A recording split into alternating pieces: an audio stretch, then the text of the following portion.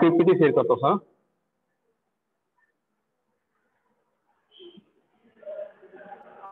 अरे यार,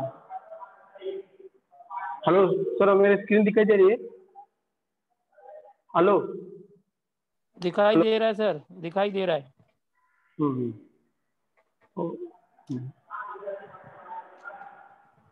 चालू करो. हाँ शुरू है सर, शुरू कीजिए.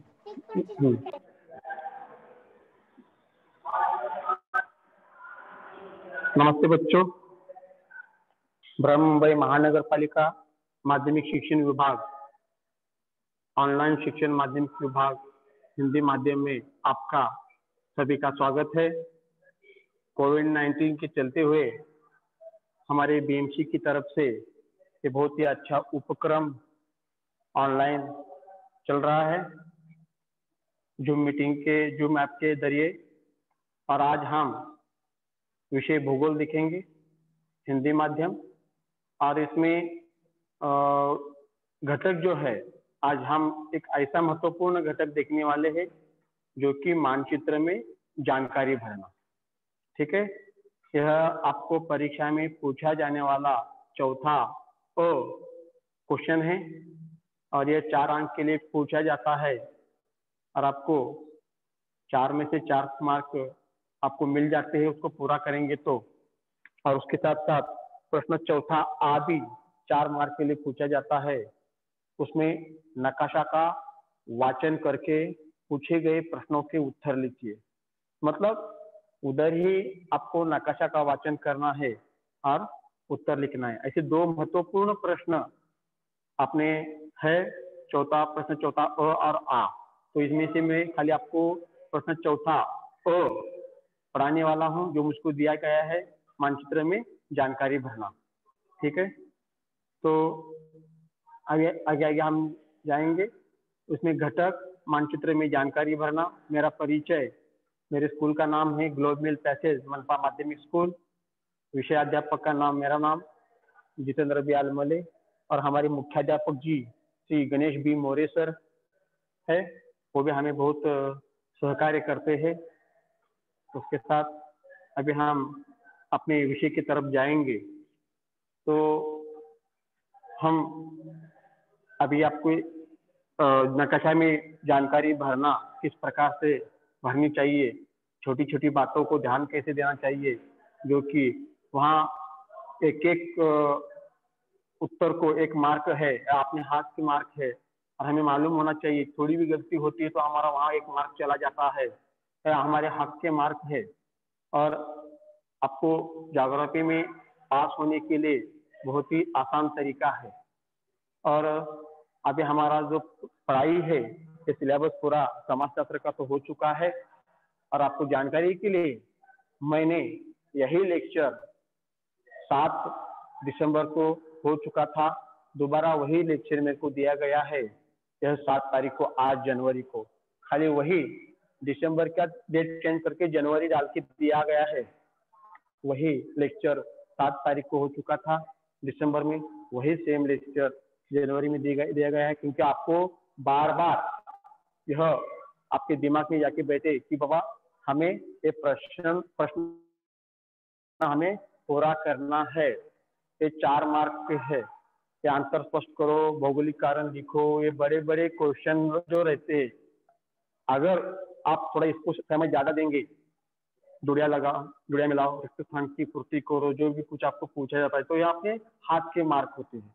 तो इसमें से यही एक भाग है कि नकाशा भरना, नकाशा वाचन करना. 4-4 मार्क के लिए, 8 मार्क के लिए पूछा जाता है. विकल्प सहित 4 में से 5 में से 4 करो और 1 में 6 में से 4 करो, ऐसा पूछा जाता है. तो अपने 8 मार्क आपको फिक्स है. तो ठीक है, तो अभी मैं अपनी पढ़ाई की तरफ चलता हूँ, जो कि यह मैंने आपके सामने भारत का मानचित्र रखा है, जनसंख्या घनत्व. तो ये जो है, ये आपको नकाशा वाचन के लिए आएगा. खाली आपको मुझे नकाशा भरना है किस प्रकार से, आपको बताने के लिए कहा गया था, लेकिन मैं उसके साथ साथ ही आपको ज्ञान होना चाहिए, इसलिए नकाशा वाचन किस प्रकार से किया जाता है वो है नकाशा वाचन भी मैं आपको समझाना चाहता हूँ, क्योंकि मुझे नकाशा किस प्रकार से भरना चाहिए वो मेरे को काम दिया था। लेकिन उसके साथ साथ प्रश्न चौथा ये भी बहुत महत्वपूर्ण है। एग्जाम में हमको प्रश्न चौथा अ और आ किसी भी हालत में पूरा करना है, कंपलसरी पूरा करना है, क्योंकि उसके लिए 8 मार्क होते हैं और ये आपके हक के मार्क। और इसलिए मैं आपको बार बार यही कह रहा हूँ कि हमें ध्यान देना है, नकाशा वाचन है। और नकाशा वाचन करते समय खाली 4 बातें पूछी जाती है, वो ध्यान देने का कि पश्चिमी हिमालय कहाँ आता है, पूर्व हिमालय कहाँ आता है। देखिए अभी हम पश्चिमी हिमालय की बात करेंगे तो पश्चिमी हिमालय में जम्मू कश्मीर और हिमाचल प्रदेश उत्तराखंड में आता है। और पूर्व हिमालय में देखेंगे तो आंध्र प्रदेश, ये जो भाग आता है सिक्किम, हाँ 4 मार्क के लिए पूछा जाता है। तो एक एक जो पॉइंट है एक एक के लिए 1 मार्क होता है। आपको वहाँ मानचित्र में जो जानकारी पूछी जाती है, क्वेश्चन पूछे जाते हैं, उसका खाली आपको आंसर लिखना है, ठीक है। उसके बाद आपको पूछा जाएगा कि भारत के पश्चिमी साइड में कौन सा सागर आता है, तो आप आराम से देख के लिख सकते हो। अरब सागर आता है। पूर्व में कौन सी खाड़ी आती है, तो बंगाल की खाड़ी। भारत के दक्षिण में कौन सा सागर है, तो हिंद महासागर। ऐसे आसान आसान प्रश्न आपको पूछे जाते हैं और ये प्रश्न आपको मालूम होना चाहिए, क्योंकि इतने सादे सीधे प्रश्न होते हैं। इसके लिए हमें हमारे हाथ के मार्क आते हैं, मार्क मिलते हैं। और उसके साथ साथ ऐसा भी पूछा जाता है कि महाराष्ट्र राज्य देश की कौन सी दिशा में आता है, तो आप बोल सकते हैं कि महाराष्ट्र राज्य भारत देश के पश्चिम दिशा में आता है, ऐसा कह सकते हैं। तो आगे आपके शिक्षक भी आपको क्लास में पढ़ाते होंगे, वो भी जानकारी बताते हैं। तो ये आपको जानकारी मालूम होने के लिए ये मानचित्र का वाचन इस प्रकार से किया जाता है।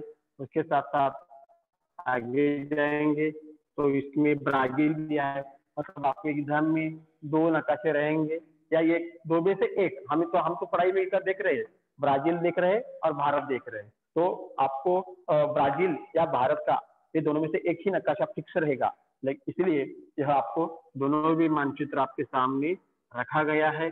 तो आप देख सकते हैं कि उसके बाद यही कि ब्राजील में भी इस प्रकार से नकाशा वाचन करने का कि ब्राजील की राजधानी ब्रासिलिया कहाँ है वो देखने का। उसके साथ साथ ब्राजील के उत्तर पूर्व में कौन सा महासागर है, तो अटलांटिक महासागर आता है। उसके बाद ब्राजील के दक्षिण पूर्व में कौन सा महासागर है, वही महासागर है अटलांटिक महासागर। तो यह जानकारी आपको होना चाहिए। और इस प्रकार से यह घनत्व वाले जो राज्य है, ज्यादा घन संख्या वाला राज्य कौन सा है, तो वो कहने के बाद जो डी जनेरो यह राज्य आता है, ज्यादा घन संख्या वाला राज्य है, क्योंकि उस जगह पे बहुत बढ़िया विकास हो चुका है। उसके साथ साथ साओ पाउलो यह राज्य आता है। मतलब ऐसे आपको मालूम होना चाहिए कि ब्राजील का विकास ज्यादा से ज्यादा कहाँ हुआ है। ब्राजील के दक्षिण पूर्व साइड में ब्राजील का विकास ज्यादा हो चुका है, यह आपको मालूम होना चाहिए, क्योंकि वहाँ अमेजन का जो मैदान है, अमेजन का जंगल है, वहाँ पूरा दलदल हुआ है और वहाँ ज्यादा विकास नहीं है, यह हमें मालूम है। तो जहाँ जनसंख्या का जो घनत्व है वो कौन से साइड में ज्यादा है, ब्राजील के दक्षिण पूर्व के जगह में, ब्राजील के पूर्व दिशा में यह जनसंख्या का घनत्व ज्यादा है, ऐसा हम बता सकते हैं, ठीक है। तो उसके साथ साथ हम आगे जाएंगे। तो ये नकाशा वाचन के लिए बता रहा हूँ मैं आपको। और उसके बाद जो दिया है ब्राजील प्रमुख यातायात मार्ग, ठीक है। तो प्रमुख यातायात मार्ग में तो सॉरी, मैं अभी जो पहला जो मैप बताया था, तो उत्तर अटलांटिक महासागर लिखने का और दक्षिण में दक्षिण अटलांटिक महासागर लिखने का, ठीक है। तो उसके बाद हम देखेंगे ब्राजील प्रमुख यातायात मार्ग में। ऐसे आपको किताब में आपके मानचित्र दिए गए हैं और ये किताब के मानचित्र में आप देख सकते हो, यहाँ सूची दिया है। सूची में आप देख सकते हैं प्रमुख सड़क मार्ग, अन्य मार्ग, लौह मार्ग, राजधानी, पर्यटन स्थल, हवाई अड्डे, बंदरगाह। तो यह आप सूची में आप देख सकते हो। ये आपको मालूम होना चाहिए कि पूछे जाते हैं कि कोई भी 2 बंदरगाह के नाम लिखो, तो आपको लिखना आना चाहिए कि दक्षिण में रियो ग्रांडे, उसके साथ साथ पूर्व दिशा में रियो डी जनेरो, विक्टोरिया, ये क्या है वहाँ के प्रमुख बंदर है, ऐसा हम दिखा सकते हैं। उसके साथ साथ हवाई अड्डे भी वही है, क्योंकि ब्राजील में दक्षिण में ब्राजील के दक्षिण में और ब्राजील के पूर्व में विकास हुआ है, इसलिए वहाँ ही हवाई अड्डे है। ऐसे भी हम बता सकते हैं, जो कि रियो ग्रांडे, उसके बाद साओ पाउला, उसके बाद रियो डी जेनेरो, तो एक अलग अलग जो राज्य है, और उसके बाद क्यूआबा।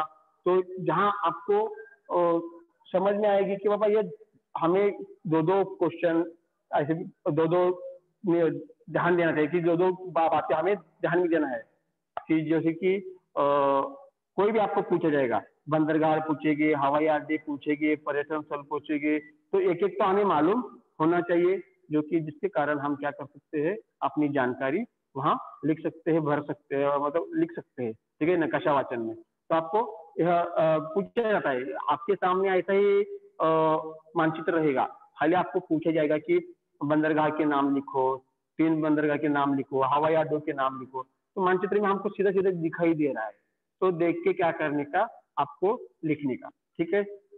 उसके बाद यह भारत का, अभी देखा ब्राजील का देखा, उसी प्रकार से भारत का है राष्ट्रीय महामार्ग एवं प्रमुख बंदरगाह। उसी में भी उत्तर दक्षिण महामार्ग, पूर्व पश्चिम महामार्ग, उसके बाद स्वर्ण चतुर्भुज महामार्ग, राष्ट्रीय महामार्ग, प्रमुख बंदरगाह। तो आप नक्शा को देखने का, और देखने के बाद अभी यहाँ पूछे जाने वाले प्रश्न है, जैसे कि प्रमुख बंदरगाह कौन से है, ठीक है, तो बताने का, मुंबई है, कोच्चि है ना, चेन्नई है, कलकत्ता है, विशाखापट्टनम है। तो ये क्या है, विशाखापट्टनम है, ये हमारे देश के प्रमुख बंदरगाह है, ठीक है। तो उसके बाद यही आपको भारत के पूर्व में कौन सी खाड़ी आती है, बंगाल की खाड़ी, पश्चिम में अरब सागर, ऐसे प्रश्न पूछे जाते हैं, और ये प्रश्न आपको मालूम होने चाहिए। और भारत के दक्षिण में कौन सा महासागर है, तो हिंद महासागर है। उसके बाद भारत का आखिरी जो भूमि है, जो पॉइंट है हमारा दिशा कहाँ तक है, तो इंदिरा पॉइंट है। तो ये आपको थोड़ा मालूम होना चाहिए, क्योंकि आपको ऐसे किसी के ऊपर भी एक क्वेश्चन पूछा जाता है। उसके साथ साथ अभी हम देख रहे हैं, अभी आपको मैंने जानकारी दिया, खाली आपको मुझे बोला नहीं गया था कि मानचित्र की जानकारी दीजिए, लेकिन मैंने भी आपको ज्ञान होना चाहिए, उसके साथ साथ ये भी ज्ञान होना चाहिए, इसलिए मैंने प्रश्न चौथा आ की भी जानकारी दी, मानचित्र का वाचन किस प्रकार से किया जाता है। अभी जो मेरे को टॉपिक दिया गया था उसके 5 हम आ गए हैं। तो मानचित्र में जानकारी भरिए, नामांकित कीजिए तथा सूची तैयार कीजिए। तो आपको 4 मार्क के लिए पूछा जाता है, तो आपको यह 4 प्रश्न आपको आपको दिखाने का है। तो इसलिए क्या करने का, भी हम रिवीजन कर रहे, आप जो आपके हाथ के जो मार्क है, प्रश्न 4 चौथा आप अपना लेक्चर होने के बाद आपके इस क्लास में, आपके स्कूल में आपके सर तो पढ़ाते ही है, लेकिन आप भी क्या करने का, बार बार उसको ट्राई करने का, 1-2 बार देख के नक्शा वाचन करने का, एक बार नक्शा भरने के लिए एक बार देख के भरने का नक्शा, बाद में उसके बाद बिना देख के भरने का, मतलब आपको क्या हो जाएगा, वो प्रैक्टिस हो जाएगा। प्रैक्टिस होने से क्या होता है, आपको फिक्स मालूम होता है कि किधर क्या है, ठीक है। तो नक्शा वाचन रहने दो या नक्शा भरना रहने दो, ये हमारे लिए बहुत आसान है। ये हमारे अपने हक के मार्क है, उसमें मार्क कटौती नहीं करते। अगर आपने आंसर गलत ही लिखा तो उसका 1 मार्क आपको कट जाता है, इसलिए हमारा मार्क नहीं कटना चाहिए। इसलिए आपको प्रैक्टिस करना है, एक शब्द के लिए 1 मार्क है, आपको 2-3 लाइन लिखने की जरूरत नहीं, उधर खाली 1 पॉइंट, 1 शब्द लिखने के लिए आपको 1 मार्क है। और उस जगह को जो पूछा गया है, उस जगह को आप पेंसिल से डॉट करो, सर्कल दिखाओ, पहाड़ बोला है तो त्रिकोण लिखो, बनाओ। आपके हिसाब से आप क्या करने का, महत्वपूर्ण सूची लिखने का। सूची के लिए भी मार्क होते हैं, सूची में आपने क्या दिखाया है और उसके लिए आपने वहाँ क्या डिजाइन बनाई है या डायग्राम बनाया है कि यह पहाड़ है, यह नदी है, यह निशान है। तो हमें पेपर चेक करते समय हमें समझ में आता है। और उसके साथ साथ आपको दिशा दर्शक सूची ऊपर मानचित्र में आपको बनाना है। जो कि आप देखिए मैप, हर एक मैप पे रहता है कि दिशा दर्शक सूची रहती है, उस सूची आपको भी बनाना है। देखिए इधर दिया है ना, ऐसा यह देखिए उधर इधर दिया है उत्तर, तो ऐसा दिशा दर्शक सूची रहती है, तो वैसे भी आपको बनाना है। ठीक है, तो उसके साथ साथ हम देखेंगे यहाँ देखो इधर दिया है कि सूची में दिया है, देखिए देखिए ये दिशा दर्शक को यहाँ कोने में दिया है, राइट साइड के कोने में आप ऊपर देखिए दिशा दर्शक सूची है। उसके बाद दिशा दिया है, और यहाँ नीचे नकाशे में देखिए सूची बनाया है ब्राजील और भारत। ठीक है, तो ब्राजील और भारत, तो ऐसा कहा गया है कि सूची में दिखाया गया कि ब्राजील और भारत कहाँ है दिखाइए, तो दिखाया है ब्लैक कलर में जो किया है, इधर ब्राजील किया है और इधर लाइन खींचा है वो भारत किया है, तो ऐसा पूछा गया है इधर, तो इसीलिए यह आपको बताना है कि इस प्रकार से सूची में आप दिखा सकते हो कि ब्राजील और भारत, यह हमारा पूरा दुनिया का मैप है। इसमें ब्राजील है, भारत है, दक्षिण अमेरिका है, उत्तर अमेरिका है, एशिया महाद्वीप है, अफ्रीका महाद्वीप है, यूरोप महाद्वीप है, तो यह कौन कौन से महासागर है, प्रशांत महासागर है, हिंद महासागर है, अटलांटिक महासागर है, ये जानकारी दी है, आर्टिक महासागर है, तो आप देख सकते हो। ठीक है, तो उसी प्रकार से यह जानकारी आपको भरनी है। आगे देखेंगे हम, उसके साथ भारत के रेखा मानचित्र में निम्नलिखित बातें दर्शाए और उनके नाम लिखिए। देखिए नीचे दिए गए भारत के मानचित्र में निम्नलिखित बातें दर्शाए। देखिए पश्चिमी हिमालय कहाँ है, पूर्वी हिमालय कहाँ है, और पंजाब हरियाणा मैदान, थार का रेगिस्तान, पश्चिमी तटीय मैदान, पश्चिमी घाट, पूर्वी तटीय मैदान, पूर्वी घाट। ठीक है, तो ये जानकारी है, और आपको यहाँ दिया है, देखिए प्रत्येक के लिए एक अंक है। ठीक है, प्रत्येक के लिए एक अंक है। यहाँ 8 आपको पढ़ाई के लिए दिया है, आपको परीक्षा में 5 या 6 विकल्प से पूछे जाते हैं, उनमें से आपको 4 करना है, 4 मार्क के लिए होता है, तो इसीलिए आपको कोई भी पूछेगा, कुछ भी पूछेगा, मतलब पश्चिम हिमालय दिखाओ, पूर्वी हिमालय दिखाओ, उसके बाद थार का रेगिस्तान दिखाओ, उसके बाद पश्चिम तटीय मैदान दिखाओ, तो ये क्या है, हमारे जो भारत देश की जो प्राकृतिक रचना है, यह उसका मानचित्र में आता है, तो ये इस प्रकार से हम दिखा सकते हैं।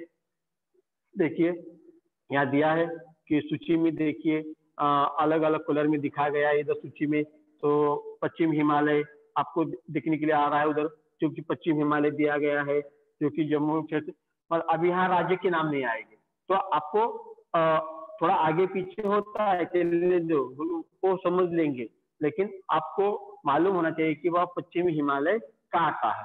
ठीक है, उसके बाद आता है पूर्वी हिमालय। पूर्वी हिमालय में हम देखते हैं आसाम का भाग देखते हैं, उसके बाद जो सिक्किम का जो ऊपर का थोड़ा भाग है ना, वो भी दिखाने का, फिर पूर्व हिमालय में आता है, वो पूर्व हिमालय और पश्चिम हिमालय। ठीक है, अभी उसमें देखिए पंजाब हरियाणा मैदान, तो जैसे कि पश्चिम हिमालय के नीचे आओगे आप, पंजाब हरियाणा जो राज्य है वही पंजाब हरियाणा का मैदान है। उसके बाद थोड़ा नीचे आएंगे, थोड़े से वही रेगिस्तान। ठीक है, तो यहाँ दिया गया है जो कि थार का रेगिस्तान। ठीक है, तो थार का रेगिस्तान जो है, तो ये क्या है, राजस्थान राज्य आता है। राजस्थान में पूरा राजस्थान नहीं दिखाने का, आधा राजस्थान दिखाने का, मतलब राजस्थान की पश्चिमी साइड, पाकिस्तान की साइड, जो पाकिस्तान की जो बॉर्डर आती है उधर साइड, वो साइड जो है वो क्या है, रेगिस्तान आता है, थार का रेगिस्तान आता है। उसके बाद ये देखिए पश्चिमी तटीय मैदान, पश्चिमी तटीय मैदान में भी आप देख सकते हैं। ठीक है, देखिए गुजरात से लेके ये पूरा पश्चिम तटीय मैदान, उसमें जो दिया गया है कि हम गुजरात से लेके दक्षिण तक, कन्याकुमारी तक, ये पश्चिम तटीय मैदान हो गया। उसके बाद पूर्वी तटीय मैदान, ये मराठी का मैप है इसलिए थोड़ा उधर मराठी में दिया गया है, लेकिन मैं आपको हिंदी में बता रहा हूँ। तो पूर्वी तटीय मैदान यह हम देख सकते हैं, पश्चिम बंगाल से लेके कन्याकुमारी तक, ये पूर्वी तटीय मैदान में आता है। उसी प्रकार से आपको पश्चिमी तटीय मैदान दिखाया हमने, पूर्वी तटीय मैदान दिखाया हमने। उसी प्रकार से ही थोड़ा अपना जो तटीय मैदान मतलब क्या, एकदम समुद्र के किनारा के भाग, थोड़ा समुद्र के किनारे छोड़ के आप थोड़ा आगे जाएंगे, देश में अंदर जाएंगे, तो ये क्या होता है, घाट चालू होता है, पश्चिमी घाट और पूर्व घाट।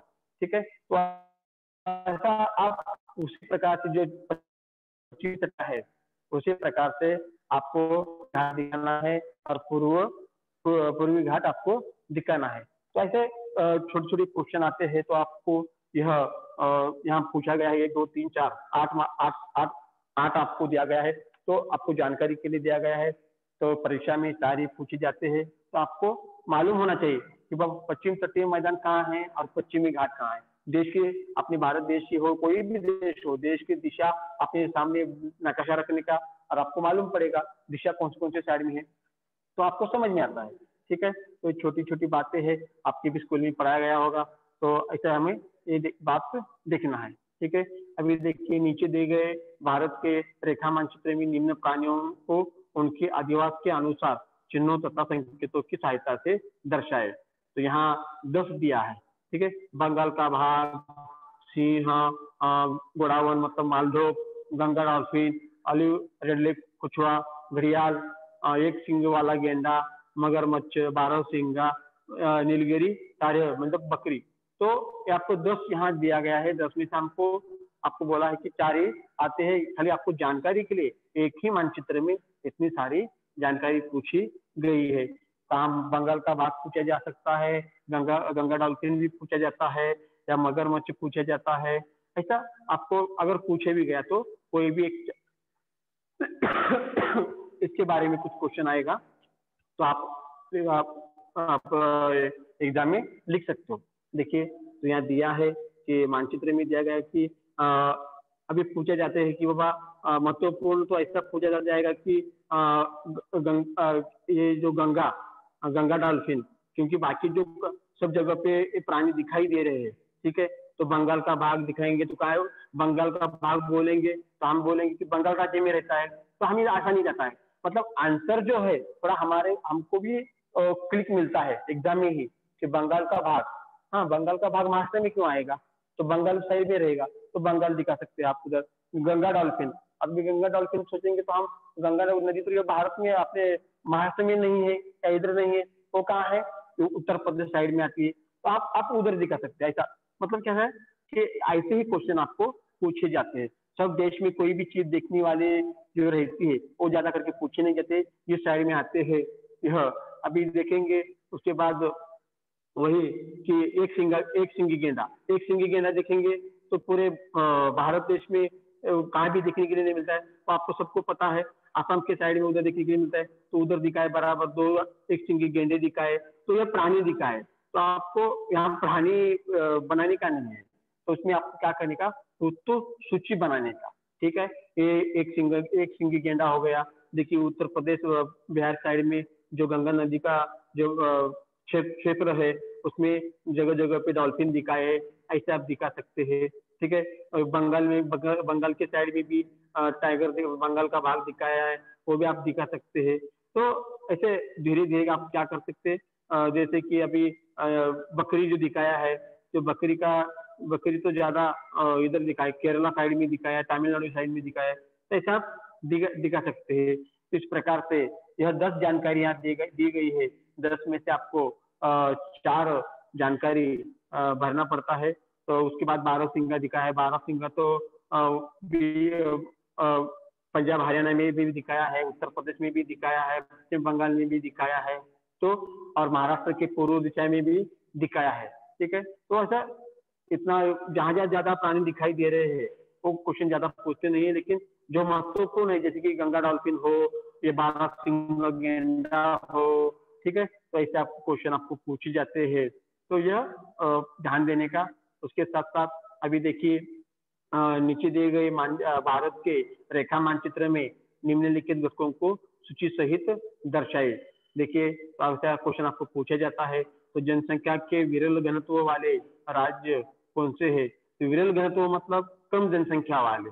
ठीक है, तो हम बता सकते हैं जम्मू और कश्मीर है, अरुणाचल प्रदेश है, नागालैंड है, क्योंकि वहाँ थोड़ा पहाड़ी इलाका है, और पहाड़ी इलाका होने के कारण वहाँ जो बस्तियां हैं अंतरांत में बसी हुई है, और हिमालयन पश्चिम हिमालय पर्वत होने के कारण वहाँ जम्मू कश्मीर में ज्यादा जनसंख्या पाई नहीं जाती है। उसके बाद पूर्व हिमालय में भी, अरुणाचल प्रदेश में, उसके बाद नागालैंड में भी वहाँ पहाड़ी इलाका होने के कारण इस जगह पे हमें विरल विरल मतलब कम कम जनसंख्या जगह जगह पे दिखाई देती है। और जहाँ महानगरों का विकास हो चुका है ज्यादा, ऐसे महानगरों में जनसंख्या और उसी राज्य में जनसंख्या हमको दिखाई देती है। उसके साथ साथ हम देख रहे हैं जनसंख्या के मध्यम घनत्व वाले राज्य कौन से हैं। तो मध्यम घनत्व वाले राज्य कौन से हैं? तो महाराष्ट्र है, पंजाब है, कर्नाटक है। ठीक है, तो जितना पूछा गया है वही आप दिखा सकते हैं। तो महाराष्ट्र कहाँ है, तो महाराष्ट्र कौन सा राज्य, कहाँ आता, कौन सा राज्य आता है, वहाँ आपको ब्लैंक भारत का मानचित्र दिया जाता है। कुछ भी लिखा नहीं रहता उसके ऊपर, खाली भारत लिखा रहता है। भारत का नकाशा पूछा तो भारत की जानकारी पूछी तो भारत का मानचित्र आपको मिलता है। अगर ब्राजील की मानचित्र जानकारी पूछी तो ब्राजील का मानचित्र आपको मिलता है। और उसमें आपको भरना है। ज्यादातर करके भारत का ही मानचित्र आपको पूछा जाता है, क्योंकि हमें हर एक घटक की, हर एक राज्य की जानकारी होती है। और हमें वो डिजाइन देख के पता चलता है कि कौन सा राज्य है, कि हमें समझ में आता है। तो जनसंख्या में मध्यम घनत्व वाले राज्य पूछेंगे तो आपको महाराष्ट्र, पंजाब और कर्नाटक ये दिखाना चाहिए। तो हमने महाराष्ट्र दिखाया तो महाराष्ट्र को लगे कि ही तुरंत वहाँ कर्नाटक है और पंजाब भी कहाँ आपको मालूम आता है, तो वो हम दिखाने का। तो उसमें बाद में मानचित्र में जो सूची है, ये सूची हमें लिखना पड़ता है, क्योंकि जो चेक करने वाला है उसको समझ में आता है कि बाबा तुमने क्या लिखा है। इस सूची के जरिए आपके मार्क तय किए जाते हैं। उसके बाद जनसंख्या के अधिक घनत्व वाले राज्य कौन से है, तो बोले तो थोड़ा डार्क में दिखाने का। उसमें पश्चिम बंगाल है, केरल है, बिहार है, ज्यादा जनसंख्या वाले घनत्व अधिक घनत्व वाले राज्य है। ठीक है, मतलब छोटे छोटे जगह, कम ही जगह में ज्यादा जनसंख्या बसी हुई है, इसलिए वहां जनसंख्या का जो घनत्व है वो कैसा है, अधिक है। उसके साथ हम देख रहे हैं अभी ब्राजील का। अभी जो हमने देखा भारत का देखा, उसी प्रकार का ब्राजील का। क्योंकि हमें मानचित्र में जानकारी कैसी भरनी है, ये मैंने दोनों भी देशों के मानचित्र लिया है। हमें कौन सा भी मानचित्र पूछा तो हमें हमारे पास तैयारी होनी चाहिए, क्योंकि हमें क्या करना है, किसी भी हालत में हमें परीक्षा में 4 मार्क हमें लेना है, ये पक्का है। ऐसा समझ के हमें चलना है। ठीक है, तो जनसंख्या के विरल घनत्व वाले राज्य, कोई 2 राज्य, तो ऐसा कह दिया तो यहाँ दिखाने का। अमेजोन, उसके बाद वायु, तो ये क्या है, वहाँ की विरल घनत्व जो वाली जनसंख्या है, क्योंकि हमें पहचान में आना चाहिए कि वो क्यों है। क्योंकि वहाँ अमेजोन का जंगल है, दलदल है, पूरा जंगल बसा हुआ है, तो वहाँ जनसंख्या रहती नहीं है, वहाँ ज्यादा विकास नहीं हुआ है, वहाँ लोगों के लिए सुविधा कम है, इसलिए वहाँ लोग जाके नहीं है। लोगों को रहने के लिए क्या है, मकान की जरूरत पड़ती है। हमारी जो सुविधाएं हैं, हमें जो लगती है जिंदगी जीने के लिए, वो सुविधाओं को वहाँ कम है। इसके लायक बिजली हो, सड़क हो, पानी हो, मकान हो, खाना हो, ये वहाँ सुविधा का कम विकास हो चुका है, इसलिए वहाँ क्या है, जनसंख्या विरल हमको दिखाई देती है। उसके बाद जनसंख्या के मध्यम घनत्व वाले राज्य, कोई 2 राज्य ऐसा पूछा गया, तो आप बता सकते हैं, पराना है, सांता कटरीना है, तो ये क्या है, मध्यम घनत्व वाले राज्य। और जनसंख्या के अधिक घनत्व वाले 2 राज्य बताइए। हमें सबको पता है, क्योंकि हम बार बार एग्जाम में या 10वीं में जब से आए हम पढ़ते जा रहे हैं, Sao Paulo, Rio de Janeiro, यह ज्यादा जनसंख्या के घनत्व वाले राज्य है। ठीक है, उसके बाद मानचित्र में जानकारी दर्शाइए। उसमें यही है कि भारत के रेखा मानचित्र में नीचे दी गई फसलों का वितरण दर्शाए। तो चावल, गेहूं, ज्वार, तो कौन से राज्य में ज्यादा चावल का उत्पादन होता है, गेहूं का उत्पादन होता है, ज्वार का उत्पादन होता है। मालूम है, हमें गेहूं बोलेंगे तो गेहूं हमको सबको मालूम है, पंजाब यह गेहूं का भंडार कहलाता है, क्योंकि ज्यादा मात्रा में पंजाब में बड़ी मात्रा में गेहूं का उत्पादन होता है।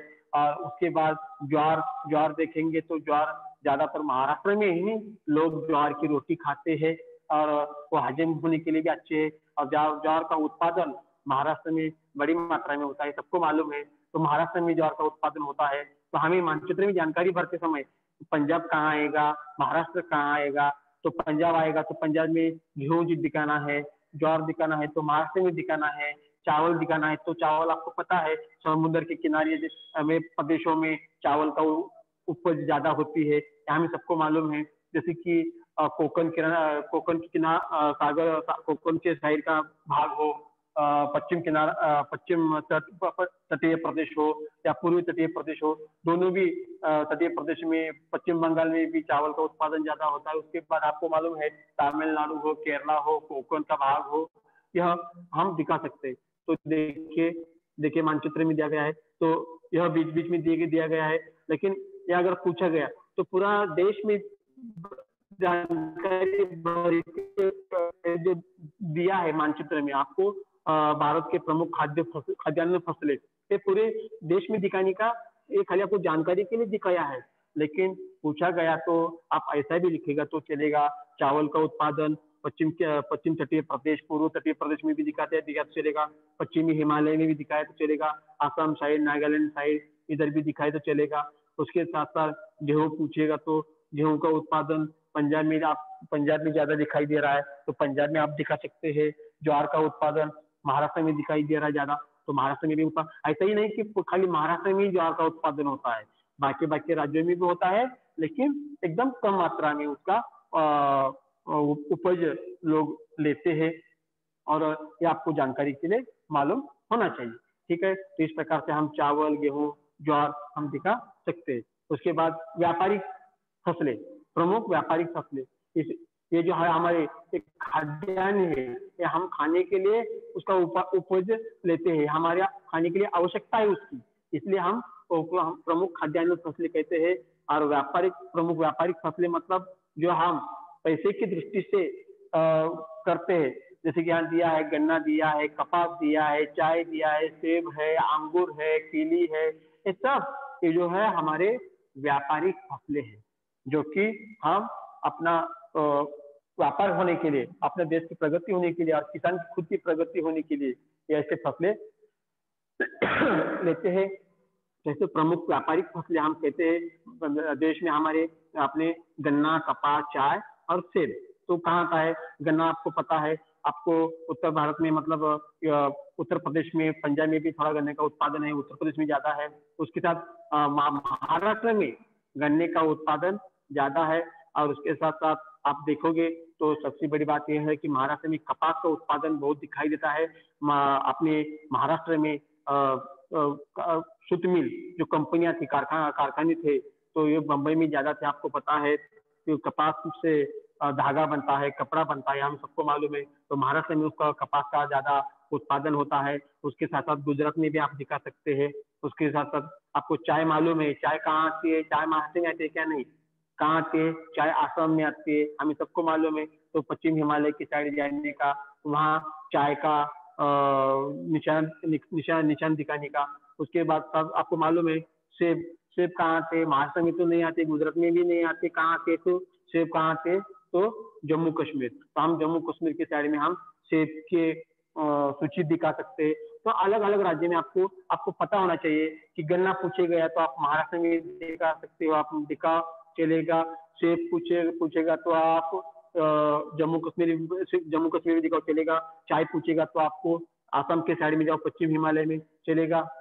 और ऐसे इस प्रकार से आपको सूची में दिखाना है। ये आपको ये 4 सूची दिखाओगे तो आपको 4 मार्क आपको फिक्स मिल जाते हैं। उसी प्रकार से हमारे ब्राजील भी आ गया, हम ब्राजील का भी देखेंगे। प्रमुख फसलें में कहवा, चावल, मकई, गन्ना, ककाओ, रबर, संतरा, सोयाबीन, केला। ठीक है, तो ये इतने सारे फसलें यहाँ दिया गया है। लेकिन एग्जाम में आपको मैं बोला कि खाली 4 ही फसलें पूछी जाते हैं। तो ब्राजील में जो प्रमुख फसल है वो है कहवा। तो ये कहवा कहाँ का है? देखिए, आप देख सकते हैं कि ब्राजील के पूर्व दिशा में आप दिखा सकते हैं। उसके बाद ब्राजील के दक्षिण दिशा में दिखा सकते हैं।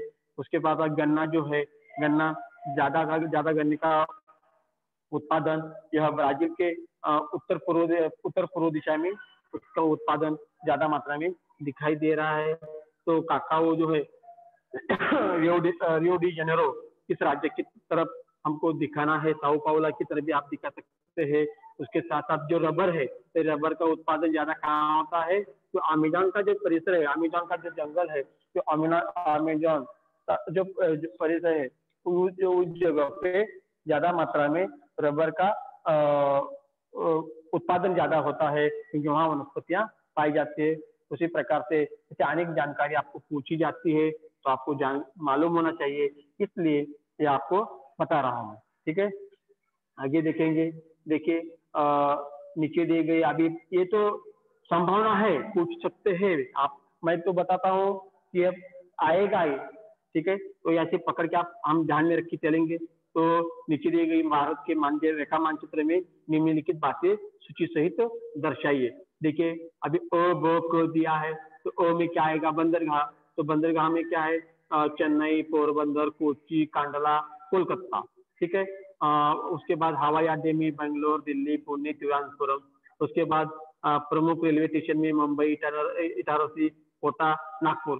तो हमें ये क्या होना चाहिए मालूम है, ये राज्य आपको भारत का मानचित्र देने के बाद हमें ये राज्य कहाँ कौन कौन से राज्य मालूम है। मालूम होने के बाद भी हमें अगर पूछा गया, अभी बंदरगाह पूछा है, तो चेन्नई कहाँ आता है, आपको मालूम होना चाहिए कि वो हाँ चेन्नई तमिलनाडु में आती है, तो तमिलनाडु की वहाँ राजधानी है। तो इसलिए चेन्नई आपको भारत के पूर्व पूर्व दक्षिण पूर्व दिशा में, आपको दक्षिणी दिशा में आपको दिखा सकते हैं। तो यहाँ मानचित्र में आप देख सकते हो। तो मानचित्र में इस प्रकार से आप चेन्नई दिखा सकते हो। उसके बाद पोरबंदर कहाँ आता है, तो गुजरात साइड में आते हैं, तो पोरबंदर आप दिखा सकते हो। उसके बाद कोच्चि दिखाने का। ठीक है, तो यह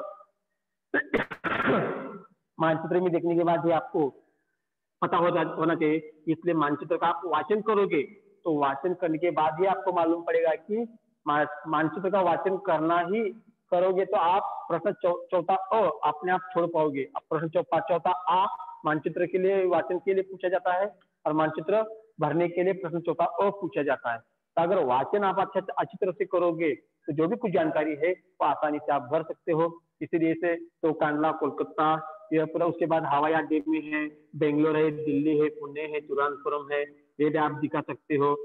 ठीक है, उसके बाद प्रमुख रेलवे स्टेशन जो है भारत में, तो ये मुंबई आपको मालूम है, अपना श्रेष्ठ रेलवे स्टेशन मुंबई है, इटारसी है, कोटा है, नागपुर है। तो ऐसे प्रमुख रेलवे स्टेशन आप दिखा सकते। ऐसे तो प्रमुख रेलवे स्टेशन बहुत है, लेकिन आपको जानकारी के लिए उस प्रकार से यह आपको भरना है। उसी प्रकार से ब्राजील का भी है, ब्राजील में भी बंदरगाह को दिखाना है, तो बंदरगाह में विक्टोरिया, मैनोस। उसके बाद हवाई अड्डे जो है, हवाई अड्डे में ब्रासिलिया आपको शहर दिखाना है, क्योंकि ब्रासिलिया ब्राजील की वहाँ की राजधानी है, कैंपो ग्रांडे। उसके बाद को में आएगा प्रमुख रेलवे स्टेशन में Sao Paulo, Rio de Janeiro, क्योंकि ब्राजील की इसी दिशा में रेल मार्ग का विकास हो चुका है। इसीलिए आपको साओ पाउलो और रियो डी जेनेरो इन राज्यों को दिखाना है। तो ऐसी छोटी अच्छी जानकारी आपको मिलती है, इससे हमें मार्क्स आराम से मिल सकते हैं। उसके बाद ब्राजील की दी गई मानचित्र की रूपरेखा के निम्नलिखितों को चिन्ह के साथ दर्शाए। तो ऐसे अनेक जानकारी आपको दी जाती है। अब इस समय को देखते देखते मैं थोड़ा अपने लेक्चर को भी थोड़ा स्पीड में लेता हूँ। उसके बाद मराजो द्वीप, उसके बाद पिको दी नेल्विना, पेंटानल दलदली प्रदेश, ऐसे जो अनावर्ती चतुर्भुज, कटिंगा, ये कहाँ कहाँ आते हैं, ये आपको मानचित्र में आप जो अभी मैं आपको पढ़ा रहा हूँ, आप अपने किताब में दे सकते हैं, डाइजेस्ट में दे सकते हैं, 21 में भी दे सकते हैं।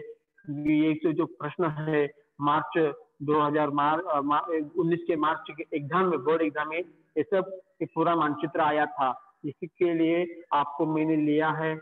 अभी 2019 के मार्च में ये क्वेश्चन आया था, अभी 2020 में नहीं आया, अभी 21 मार्च 2021 के एग्जाम में आने की संभावना है। तो यह मैं आपको दिखाने के लिए दिया हूँ, तो आप भी आप देख सकते हो, अध्ययन कर सकते हो इसका। उसके बाद मानचित्र के आधार से आपको दिखाना है सुनहरा तामिरिन, उसके बाद एनाकोंडा, कोडोर, गुलाबी डॉल्फिन। यह ब्राजील में कहाँ कहाँ आते हैं, देखिए सूची है, इस प्रकार से आप सूची बना सकते हो। कि स्टार बना सकते हो, प्लस लिख सकते हो, माइनस लिख सकते हो, जो आपको सूची अच्छी लगती है वो सूची दिखाने का। और कहाँ कहाँ पे यह सुनहरा तामीरी नाथ आएगा, एनाकोंडा कहाँ आएगा, ये आपको मालूम होना चाहिए। उसके बाद भारत के रेखा मानचित्र में निम्नलिखित ग्रहों को सूची दर्शाइए जनसंख्या के विरल, जो हमने देखा, ठीक है। अभी ये हमारा देखा है, डबल डबल हो चुका है, ठीक है। ये भी हमने देखा है कि ब्राजील के बारे में जो जनसंख्या के विरल ग्रंथों वाले कोई दो राज्य, ऐसा ऐसा ऐसा कुछ क्वेश्चन पूछा जाता है, तो दो राज्य, तो दो राज्य, एक राज्य का नाम लिखने का, ठीक है। उसी प्रकार से एक कौन से 60% नगरीय जनसंख्या वाले राज्य, तो आपको बताया मैंने कि उसके बाद ज्यादा जनसंख्या वाले राज्य कौन से है, 51 से लेके 91 से लेके 100% वाले, तो आप दिखा सकते हैं Sao Paulo, Rio de Janeiro. तो जो हमने घनत्व देखा था उसी का एक भाग है, तो यह बार बार आपको बताने की कुछ जरूरत नहीं है, ऐसा लगता है मेरे को समय हो रहा है। इसलिए इस प्रकार से हमने जो मानचित्र में जानकारी कैसी भरनी है इसका अध्ययन हमने इस क्लास में किया है। और बोर्ड की परीक्षा में पूछे जाने वाला यह प्रश्न है, यह प्रश्न आपको परीक्षा में प्रश्न 4 को पूछा जाएगा और इसके लिए आपको क्या है, 4 मार्क रहेंगे। तो आपको यह 4 मार्क आपके बोलना नहीं है, क्योंकि इसी चैप्टर के ऊपर हमारा अभी दूसरा लेक्चर है, हमारा पूरा सिलेबस पूरा हो चुका है। आप अभी ज्यादा समय आप प्रैक्टिस, जो हमारे गए साल जो 5 प्रश्न संच हमारे स्कूलों में है, सभी के स्कूलों में है, मैं ऐसे आशा करता हूँ आप अपने गुरु शिक्षकों को बताइए कि गए साल जो हमारी जो प्रीलिम एग्जाम हो गई थी, सराव एग्जाम, प्रैक्टिस एग्जाम जो हुआ था, उसके 5 प्रश्न संच अपने स्कूल में है क्या गए साल के, तो है तो वो आप उनसे मांग के लीजिए। अगर अभी 10-15 जो हो गया हर स्कूल में, उसका झेरॉक्स निकाल के हम उसका आपके लिए आप यूज कर सकते हैं। प्रश्न संच पहले से लेके पहला, दूसरा, तीसरा, चौथा, 5वां क्या करो, आप प्रैक्टिस करो, लिखो। आप एक बार 2 बार क्या करो, पहले देख के लिखो, और देख के लिखने से क्या होता है, हमारा फायदा यही होता है कि दूसरी बार हम बिना देख के प्रैक्टिस कर सकते हैं आसानी से। क्योंकि पहली बार ही हम बिना देख के नहीं लिखेंगे, बिना देख के लिखेंगे तो कभी कभी क्या होता है, हमारे दिमाग में जो गलत आंसर है, जो ऐसे 1-1 मार्क मिलने वाले, वही हमारे दिमाग में बैठ जाता है। लेकिन हम एक या 2 बार एग्जाम अपना सामने किताब खोल के देख के लिखेंगे तो आपको क्या हो जाएगा, मालूम पड़ेगा कि इसका आंसर यही है, ठीक है। तो यह आपको जानकारी मालूम होनी चाहिए। और 5 प्रश्न संच आपने स्कूल में है, उसके साथ साथ 5 प्रश्न संच होने के साथ साथ आपको डाइजेस्ट में भी दिया है, 71 में भी दिया है, एक सराव पेपर। तो ऐसे हमारे पास बहुत सारा मटेरियल है। अभी कोरोना है, ये कोविड-19 है, ऐसा इसकी बात नहीं है, लेकिन हमारे पास बहुत सारा मटेरियल है। उस मटेरियल का आप इस्तेमाल करके लीजिए। अपने स्कूल में 5 प्रश्न संच है, उसके साथ ठीक है। उसके बाद में हम, इसलिए हमें मानचित्र भरना, इसके ऊपर ध्यान देने की जरूरत है। और मानचित्र में जानकारी भरते समय हमें दिशा सूचक और सूची बनाना महत्वपूर्ण है। उसके लिए मार्क रहते हैं, ये आपको दिशा दर्शक और सूची आपको बनाना महत्वपूर्ण है, ये मार्क मिल जाते हैं। ऐसी छोटी छोटी बातें हमें ध्यान में रखना जरूरी है। तो इसी प्रकार से हम यह जो आपको बताने के लिए मैं आपको जो बड़ा भारत का मानचित्र, ऐसा खाली मानचित्र आपको दिया जाता है, ठीक है। तो ऐसे मानचित्र पे आपको जानकारी भरनी है। इसके साथ साथ अभी अपना जो मुझे दिया गया था पढ़ाने के लिए यहाँ समाप्त होता है। धन्यवाद, थैंक यू। किसी को कुछ प्रश्न हो तो अगर पूछिए। आपको कुछ पूछना है आप पूछ सकते।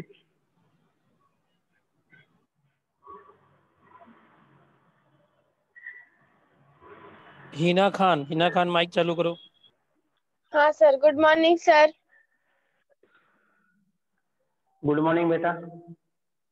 सर साओ पाउलो कोई बोलो। एरिया है क्या? राज्य, हाँ वही ना, राज्य है बेटा। हाँ, अच्छा। ब्राजील का पूर्व दिशा में आने वाला, पूर्व दक्षिण पूर्व दिशा में आने वाला साओ पाउलो। और किसी को कुछ पूछना है?